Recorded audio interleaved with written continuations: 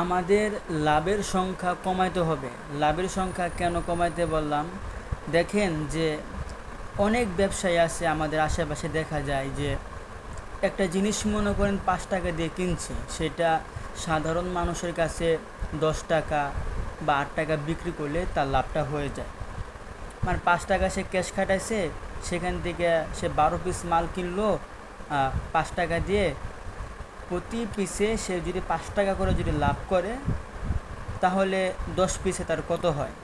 আর ওই কোম্পানি তাকে 2টা মাল তাকে ফ্রি দিল। কথার কথা বুঝেন?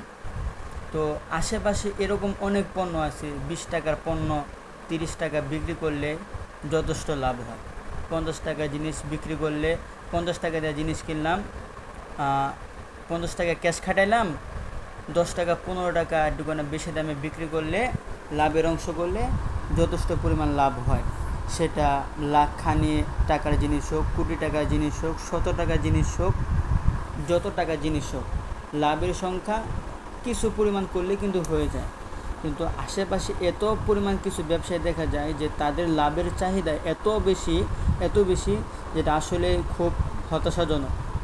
যে আশেপাশে অনেক দেখা যায় যে 10 টাকা দিয়ে জিনিস কিনছে, সে 5 টাকা লাভ করলে তার পুষিয়ে যায়, কিন্তু সে 20 টাকা 25 টাকা, মানে 10 টাকার জিনিস কিনে সে 20-30 টাকা লাভ করতেছে। এটা সত্যি আসলে অনেক বেশি লাভ করা, যেটা আসলে ঠিক না।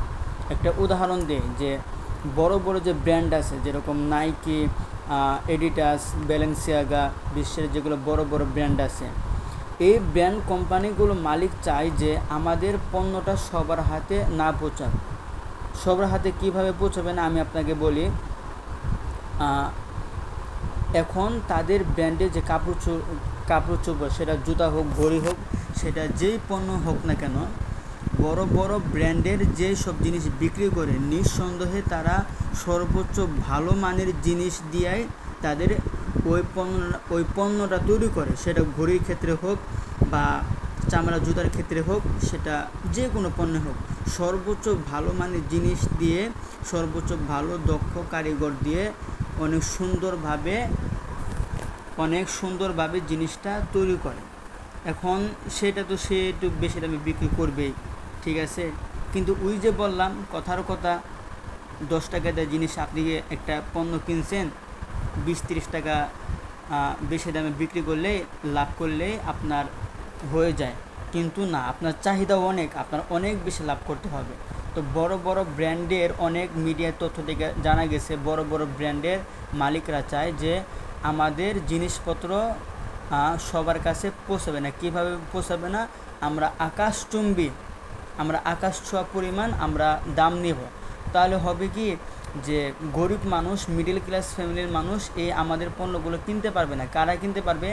যারা বড় লোক, ধরুন দেয়া গেছে যে ধনী footballer, Messi, Ronaldo, Neymar junior, তাদের তো দেয়া গেছে কোটি কোটি টাকা, সে কিনতে পারবে। একজন billionaire, trillionaire, Elon Musk, Mark Zuckerberg, যার মাসে লক্ষ টাকা ইনকাম, সে কিনতে পারবে। একজন গার্মেন্টস কোম্পানিতে বড় উপরের পদে একজন স্যার আছে, যার বেতন মাসে 3 থেকে 4 লাখ টাকা, সে কিনতে পারবে। একজন দেশের প্রধানমন্ত্রী, রাষ্ট্রপতি, সে ওই কাপড়টা কিনতে পারবে। আপনার আমার আপনার আপনার মতো আমার মতো মিডল ক্লাস ফ্যামিলি ওই পোশাকটা কিনতে পারবে না। এরকম যদি দশা হয় যে বিগত দিনে ইতিহাস ঘাটলে দেখা যায় যে বড় বড় ব্র্যান্ডের পোশাকগুলো মানে এত তারা চড়া দামে বিক্রি করতেছে যে বিলিয়নিয়ার টিলিয়নিয়ার ছাড়া বড় লোক, অনেক বড় লোক, শুধু বড় লোক হলে হবে না, অনেক বড় লোক তাদের পণ্য কেনার যোগ্যতা ছাড়া সাধারণ মানুষ যোগ্যতা রাখে না। পরে তারা অতীতে কী করলো, সব পণ্যগুলো তারা পুড়িয়ে দিল। কিন্তু তারা এলো আপনার কাছে, আমার কাছে, সাধারণ মানুষের কাছে বিক্রি করবে না। এখন কথা হইতেছে, কেন বিক্রি করবে না? আপনি আর আমি কি টাকা দিয়ে কিনবো না? কিনবো। কিন্তু ওই যে বললাম যে তারা চায় যে তাদের পণ্যের ডিমান্ড থাকুক। ডিমান্ড কিভাবে থাকবে? ডিমান্ড এইভাবে থাকবে, বড় বড় ব্র্যান্ডরা চায় যে আমাদের পণ্যগুলো শুধু বড় বড় লোকরাই, আমাদের পণ্যের দাম এত হাউসফুল, এত বাড়িয়ে দেব, শুধু বড় লোকরাই কিনতে পারবে। তো কোনো গরিব মানুষ, যদি মিডল ক্লাস ফ্যামিলির মানুষ যদি ওই পণ্যের যদি রিভিউটা দেখে, তাহলে তার সব সময় দেখা গেছে ওই পণ্যের জন্য আমি যদি গেঞ্জার এই ব্র্যান্ডের, এই ব্যালেন্সিয়াগা, এই নাইকির এই ব্র্যান্ডের এই জুতা আমি যদি কিনতে পারতাম, কিন্তু তার দাম এত বেশি যে একজন মিডল ক্লাস ফ্যামিলি সে স্বপ্নেও ভাবতে পারবে না, সে কল্পনায় করতে পারবে না যে এই জিনিসটার দাম এত, সে কিনতে পারবে না। এইটাই হতেছে ওই ব্র্যান্ডের মালিকদের কৌশল, যে আমাদের ব্র্যান্ডের দাম আকাশ ছোঁয়া পরিমাণ বাড়িয়ে দেব, শুধু বড় লোকেরাই কিনতে পারবে, গরিব মানুষ মিডল ক্লাস ফ্যামিলি মানে সবার হাতে আমাদের ব্র্যান্ডের কাপড় চোপড় চলে যাক, তারা এটা চায় না। কারণ তারা কিছু কিছু মানুষের কাছে ব্র্যান্ডের ওই পোশাকগুলো বিক্রি করবে। কিছু কিছু মানুষ কাদের কাছে, যারা বড় লোক, যারা বিলিয়নিয়ার, যারা অনেক বড় বড় মাপের লোক, তাদের তো অনেক টাকা আছে, তাদের অঠেলা টাকা আছে, তারা কিনতে পারবে। তাহলে যারা মিডল ক্লাস ফ্যামিলি তাদের একটা আগ্রহ থাকবে যে আমিও দেখা গেছে আমার যদি কিনতে মন চায়, আমি তাহলে অনেক কঠোর পরিশ্রম করে অনেক বড় লোক হব, যেভাবে হোক আমি অনেক টাকা পয়সা করব, তারপরে এই ব্র্যান্ডের পোশাকটা আমি কিনব।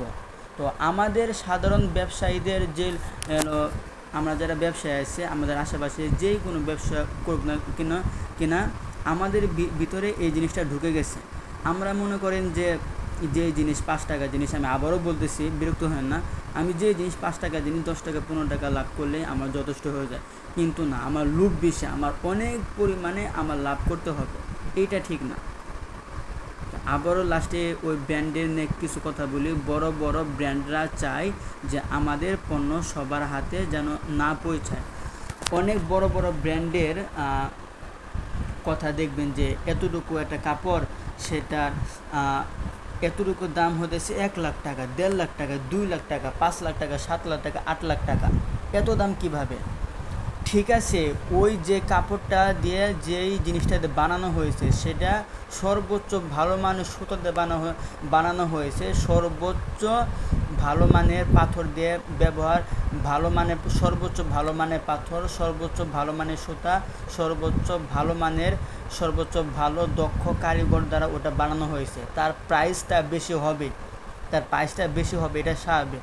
কিন্তু তারা অস্বাভাবিক, মানে যে জিনিসটা অল্প লাভ করলে দেয়া গেছে 70-80 হাজার টাকা খরচ হয়েছে, তারা 1.5 লাখ 2 লাখ টাকায় বিক্রি করলে কথার কথা লাভ হয়ে যায়। কিন্তু না, তাদের অনেক পরিমাণ, কোটি কোটি টাকা, লক্ষ লক্ষ টাকা অতিরিক্ত বেশি পরিমাণে লাভে তারা বিক্রি করতেছে।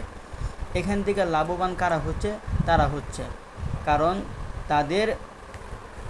তাদের জিনিসগুলো বড় লোকেরা ছাড়া আপনার আমার মতো সাধারণ পাবলিক কোনো সময় কিনতে পারবে না। কোনো গরিব মানুষ, মিডল ক্লাস ফ্যামিলি, তার যদি মনে চায় যে তাদের পণ্যটা সে কিনবে, 2টা উপায় কিনতে পারবে। হয়তো বা তার জমি জমা বেচা লাগবে, এই এত উচ্চ মূল্যের পোশাকের জন্য তার জমি জমা বিক্রি করতে হবে, তা না হলে তার কঠোর পরিশ্রম করে অনেক বড় লোক হতে হবে, তাহলে সে এত বড় বিলাসিতা সে এনজয় করতে পারবে। তো আমার এখানে আপনাদের কাছে অনুরোধ হতেছে, আপনি যেই ব্যবসায় করেন না কেন, অল্প পরিমাণে আপনি লাভ করেন, এত আকাশ ছোঁয়া বেশি লাভ করেন। আমাদের আশেপাশে অনেক ভালো ভালো ব্র্যান্ডের বিস্কুট এগুলো পাওয়া যায়, সেগুলোর দাম, ভালো ব্র্যান্ডের বিস্কুট, ভালো মানের মিষ্টি, দাম একটুখানি বেশি হবে, এটা স্বাভাবিক। কিন্তু আপনারা অতিরিক্ত বেশি পরিমাণে আমাদের কাছ থেকে মূল্য নিচ্ছেন। একটু কম পরিমাণে লাভ করলে আপনি একটু কম পরিমাণে লাভ করবেন কিনা সেটা আপনার একান্ত ব্যক্তিগত বিষয়। আমার অনুরোধে আপনি অল্প পরিমাণ লাভ নাও করতে পারেন, কিন্তু এই অল্প পরিমাণ লাভ করলে আপনার ব্যবসার যে বড় ক্ষতি হয়ে যাবে, আপনার পণ্যের ডিমান্ড কমে যাবে, আপনার ব্যবসায় লস হবে, 100% গ্যারান্টি দিয়ে বলি, এটা জীবনও হবে না।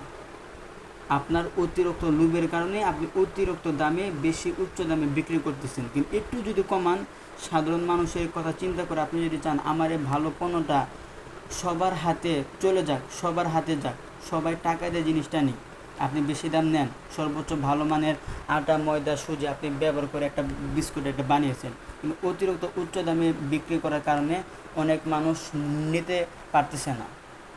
তো আবার আপনাকে বলবো, একটু কোনো কম লাভ করলে আপনার ব্যবসা বড় লস হয়ে যাবে না, আপনার অনেক ক্ষতিগ্রস্ত হয়ে যাবে না, বরঞ্চ আপনি যদি একজন মুসলমান হন, এই অল্প লাভ করার কারণে আপনি আল্লাহ তাআলার কাছে অবশ্যই বড় একটি পুরস্কার পাবেন। তো অনুরোধ থাকবে লাভের পরিমাণটা আপনারা একটুখানি কমান। লাভের পরিমাণ যে কোনো ব্যবসার ক্ষেত্রে লাভের পরিমাণ একটুখানি কমান। আপনি কাপড়ের ব্যবসা করেন, আপনি জুতার ব্যবসা করেন, মুদিখানার দোকানের ব্যবসা করেন, চাউলের ব্যবসা করেন, যেটাই ব্যবসা করেন না কেন, লাভের পরিমাণ একটুখানি কমান। লাভের পরিমাণ না কমালে ওই যে তাদের মতো মন মানসিকতা হয়ে যাবে, যারা যে বড় বড় ব্র্যান্ডগুলো মালিকগুলো চায় যে আমাদের পণ্যের দাম আকাশচুম্বী বাড়িয়ে দেব, আমাদের পণ্য শুধু বড় লোকদের হাতে যাবে, সাধারণ মানুষের হাতে যাবে না, তাহলে আমাদের পণ্যের ডিমান্ড থাকবে। ইতিহাসে এরকম নজির আছে, যেহেতু মিডল ক্লাস ফ্যামিলি একটা বড় পণ্যের একটা জিনিস কাপড়ের প্রতি সে আগ্রহ হয়েছে, কিন্তু ওই পণ্যটা কেনার জন্য সে সৎভাবে 5-7 বছর ধরে অনেক কঠোর পরিশ্রম করে গেছে, কিন্তু ওই পণ্যটা সে কিনতেই পারে না। এই বর্তমান পৃথিবীতে যত দামি জিনিস থাকুক, যেই কোনো জিনিস থাকুক না কেন, সেটা প্লেন হোক, সেটা বিমান হোক, হেলিকপ্টার হোক বা রকেট হোক, এরপর যে কোনো জিনিসের দাম যে এত বেশি না যে ওই জিনিস কিনতে হলে আমাকে দেখা গেছে মেসি, রোনালদো, নেইমার, বড় বড় বিলিয়নিয়ার এদের মতো কোটি কোটি টাকার মালিক হওয়া লাগবে। মানে আমি যে কোনো জিনিস কিনতে, ঠিক আছে আমার একটুখানি বড় লোক হই, যদি বড় লোক হই, তাহলে আমি দেখা গেছে যে কোনো জিনিস আমি কিনতে পারবো। আমার মন চাইলে আমি বিমান কিনতে পারবো, আমার মন চাইলে আমি হেলিকপ্টার কিনতে পারবো, আমার মন চাইলে আমি পৃথিবীর যে কোনো জিনিস কিনতে পারবো। কিন্তু তার মানে এই না যে হেলিকপ্টার, বিমান, ঢাকা শহরে বড় ফ্ল্যাট, বা আমেরিকাতে, ইউরোপে বড় একটা ক্যাসিনোর একটা মালিক হওয়া, বুর্জ খলিফার মালিক হতে গেলে আমাকে দেখা গেছে বড়লোক হতে হবে। কিন্তু এত বড়লোক, কোটি কোটি হাজার কোটি টাকার মালিক হওয়া লাগবে এমন কিছু না। ইলন মাস্কের যে ট্রিলিয়নিয়ার, তার একটা কথা বলি, সে যে এত পরিমাণ বড় লোক যে তাকে বলা হয় যে আপনি যদি প্রতিদিন কত হাজার কোটি টাকা খরচ করলেও আপনার এই টাকা প্রতিদিন কয়েক হাজার টাকা করে আপনি খরচ করেন, এই ইলন মাস্কের টাকা শেষ হইতে কয়েকশো বছর লাগবে। তো এই যে মনে করেন এত পরিমাণ সম্পদের মালিক ইলন মাস্ক হইল, এত পরিমাণ সম্পদের মালিক কি পৃথিবীর সবাই হতে পারবে? সবাই হতে পারবে না। সবাই না হতে পারলেও 100%-এর মধ্যে 90% হতে পারবে, এত পরিমাণ বড় লোক না। 80% হতে পারবে না। আপনি কথার কথা, আমার যেটা মনে হয় 50% হতে পারবে, আর 50% হতে পারবে না। তো বিশ্বের যে কোনো জিনিসের বড় বড় যেগুলো দামি দামি যেগুলো জিনিস আছে, যেগুলোর দাম কোটি কোটি টাকা, যেমন রোলেক্স ব্র্যান্ডের হতেছে আপনার যে গড়ি বলেন, বা BMW কার, মার্সিডিজ কার, যেই গাড়ির কথা বলেন না কেন, আপনি ওই জায়গায় যাওয়ার পর একটুখানি খেয়াল করে দেখবেন যে এই গাড়ির দাম যে এত কোটি কোটি টাকা যে বলা হয়, আসলে বাস্তবে আপনি যদি এই জিনিসটা, এই তথ্য পাওয়া সম্ভব না, কিন্তু যদি সম্ভব হয়, তারা যে বলে যে BMW, মার্সিডিজ কার, iPhone 16 Pro Max, এটা রকেটের একটা, টার্কিশ এয়ারলাইন্সের একটা বিমান, এইগুলোর দাম যে এত যে বলে, আসলে বাস্তবে এত বেশি, তবে এত বেশি না। তাদের লাভের পরিমাণটা অনেক বাড়িয়ে দিয়েছে। আশা করি কথাটা যে শুরু থেকে শেষ পর্যন্ত ভালো করে শুনছেন, আমি এখানে কি বলতে চেয়েছি আপনারা বুঝছেন। তবে আমার বোঝানোর একটুকুনা ক্ষমতা কম থাকতে পারে, তার জন্য আমি আসলে দুঃখিত। সামনে দিকে চেষ্টা করব অনেক সুন্দরভাবে শর্টকাটে বোঝানোর।